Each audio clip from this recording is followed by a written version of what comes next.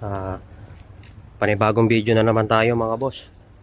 So ito, aayusin natin ngayon yung yung actuation lock nito ng adventure ko. Actually manual kasi ito, nilagyan ko lang ng power lock. Ngayon hindi na gumagana yung lock. Pakita ko, teka lang. Ito. Yan, ito. Hindi na siya gumagana pag nilock siya. Yan. Okay. Ngayon naayusin natin yan. Ayusin natin yan. So, ito yung sira niyan, yung actuation. Actuation ata ang tawag dito. Ito. So, baka gastado na. So, kailangan palitan na natin ito. Baklasin ko yan yung board niya yan, side board mo sa door para makita nyo to. So, yung sa akin, ganito ko paano tanggalin yung yung side board, ang tawag dito. Una ito rin dalawang tornilyo dyan. Ayan, yan lang yun. Susunod, ito, aangat mo lang to. Angat lang to, may tornilyo dyan. Okay, kuha na. Sa part na to, may panungkit yan. Ito, usungkitin nyo to. Yun. May usungkitin nyo yan. Mayroon yang alambre. Sa maliit ka lang. Wala na. May alambre yan eh. May nawala. Wala na pala alambre ko. So yun lang. May clip kasi yan dito na wala. Hindi ko alam siya napunta. Anyway, tapos tatanggalin na natin isa-isa yung gamit ito, yung clip. So ito lang.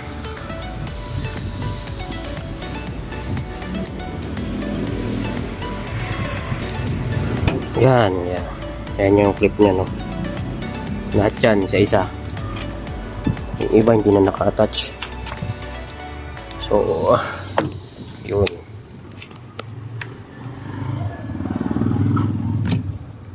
Ano pa? Dito.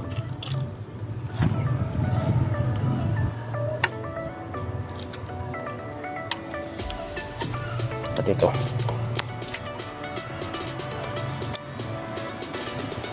Yun. Tanggalin ko na ng buo. Yan, igagamitan lang nito. Yan, sungkitin lang yun sa akin. Ewan ko lang sa ibang adventure kung paano pero sa akin ito lang, basic lang to. Ito lang yung board niya. Susungkitin lang to dito pa. Madami yan, paikot. So okay naman to. Problema is ito, yung actuation nga niya hindi na gumagana, matigas na. Kung makikita nyo, hindi ko siya maitulak, hindi na maitulak. Dapat yan, natutulak yan. Dapat ito yan. Yan, nakatak. Ito hindi na magalaw. So papalitan na natin to. Sira na to. Okay, ano lang naman yan, eto, nakatornilyo lang naman dito sa akin. So ikakabit mo lang yung bago, plug and play lang. Tapos ito lang, kapitan nyo lang to, gagaan yan. Pakita ko sa inyo mamaya. Ayan, ito na siya, natanggal ko na. Kaganyan lang naman yan, may tornilyo lang dito yan sa door, dalawa. Tapos isa na ito yung nakakonect dun sa pintuan, sa lock, para pag umangat to, hatakin niya rin yun, yung lock niya. Ito matigas na, hindi na mahatak. Tigas wala na, gastado na yung loob. Malamang ito yung motor nito sira na, puro kalawang na siguro to. Hindi ko alam ba't pinapas mo ang tubig siguro dahil dito. Anyway, wala na to, palitan na to. Kunin lang natin tong bracket tsaka ito.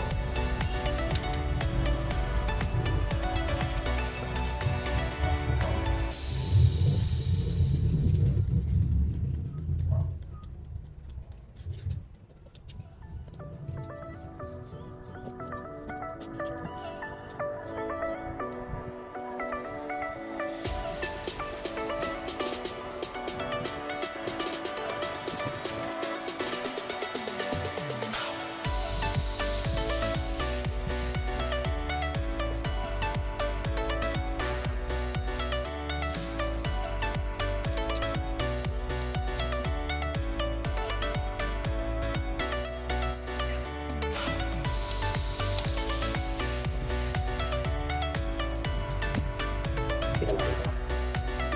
Stable siya kasi. Ito, nakabit na natin to.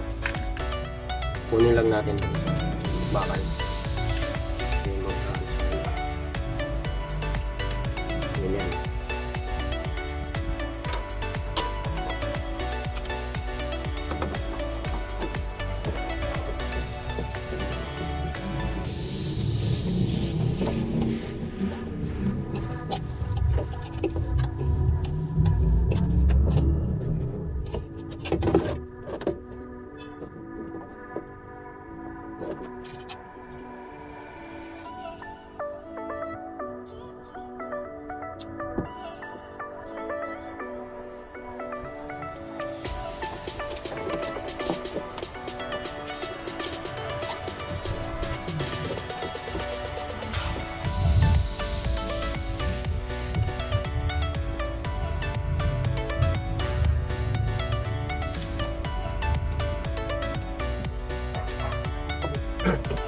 Kabit lang muna natin to, tapos nito ayusin na natin yung connection nya dun sa lock.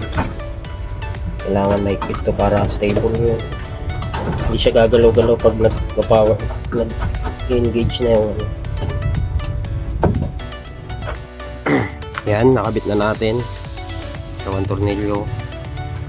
So itong part na to kailangan nandito siya, nakapasok siya dito. Yan dito. Nakaganyan siya. Nakabit ko lang, may. Nakabit ko lang. Once na nakabit nyo na itong actuator na bago, ito na may susunod nyo. Yan. Itong alambre na to. Connected yan dito eh.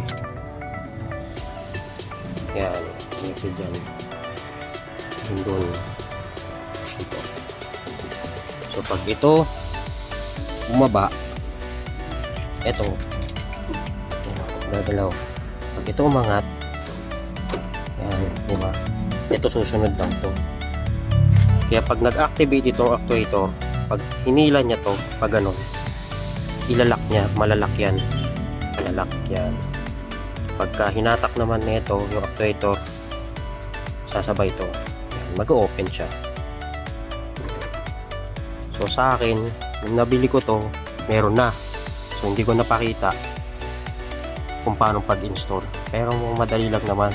Magbubutas ka lang naman dito. Tasa mo lang to. Kasi na, plug and play lang. Plug and play. Simpleng modification lang. Yan. Tapos ipit na natin ito. Testing muna natin. Nakabit ko na yung wire. Testing natin kung gagana nga siya. No. Dito muna. Ito yung ano, open. Paano mag-open?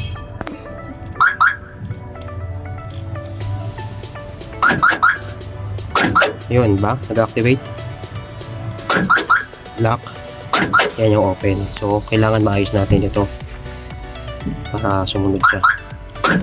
Lock. Open. So, nag-activate siya.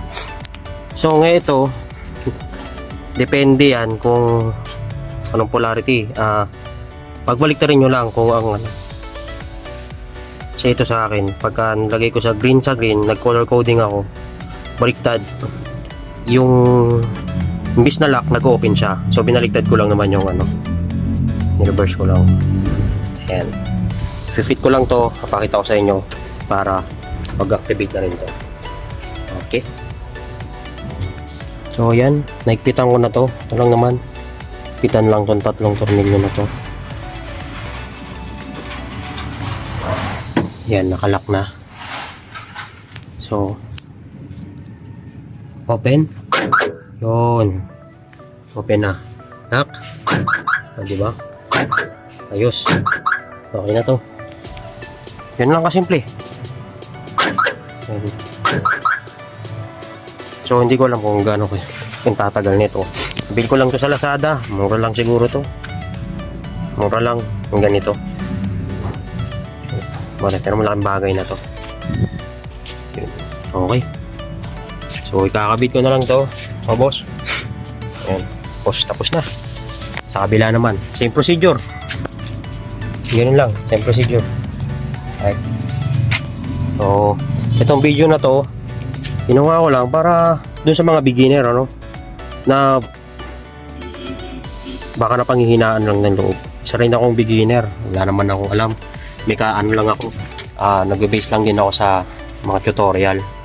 So, tinry ko lang, lakasan na lang loob. Ayun, kung anong mangyayari. So, risk ko, nakahanda ako sa gastusin. So, yung mga gusto gumawa, wag ko kayong wag ko kayong panghinaan loob. Madali lang po. Pag na-try nyo na, madali lang. So, ganoon lang. Disclaimer lang, hindi po ako mekaniko, sa akong DIYers. So, that's all. Next video na lang. Thank you.